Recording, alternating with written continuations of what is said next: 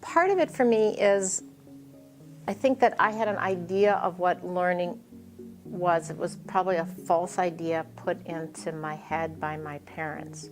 So a little bit about that.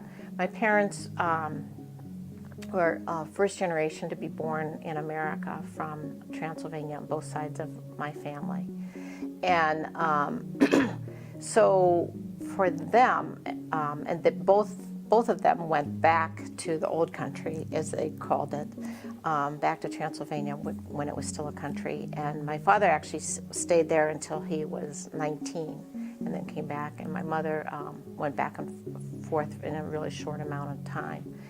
So she had an education from the U.S. and ran away from home against her father's permission, got her second to the last beating for wanting to go to college. She had saved her money under a mattress to send herself to college.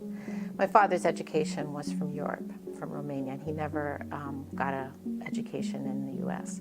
So for both of them, education became the thing that they expected us to have, the three kids, to all pursue, because education to them was synonymous with what it meant to be an American, to have the American way of life, to pursue all that was good about America.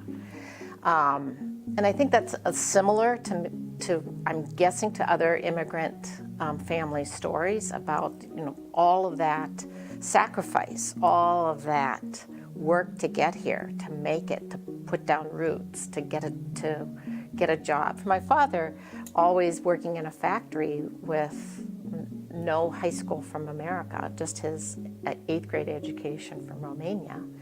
So he never was able to earn what the other workers were earning just because he didn't have a high school degree from here. So I was expected to just pursue this college education. But I was also born in the early 1950s, so I grew up during the 1960s. And for me, it was the world was going to hell in a handbasket.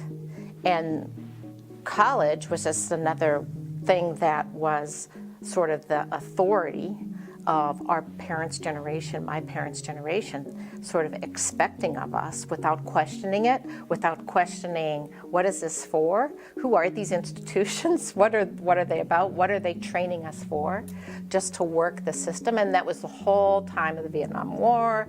And for me, going to Boston University, which I chose because it was the furthest place from home. And I knew I wouldn't have to see my parents or my family very often. I would be able to leave this dirty little steel mill town and not have to visit a lot. And that's where I learned about the military-industrial complex. And it was like, why is no one questioning all of this stuff? And so to me, this education just became this expectation and just another authority sort of mantle to throw off and to question and to challenge. And so I threw it off after a year and a half of being in college. And so college was just part of the system, part of the man, part of the power over.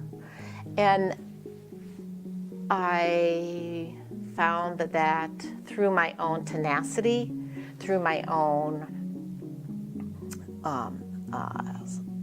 urgency, through my own stuff and grist of the mill. And growing up in that working class, blue-collar working class America taught me a strong work ethic. So I had a very strong work ethic.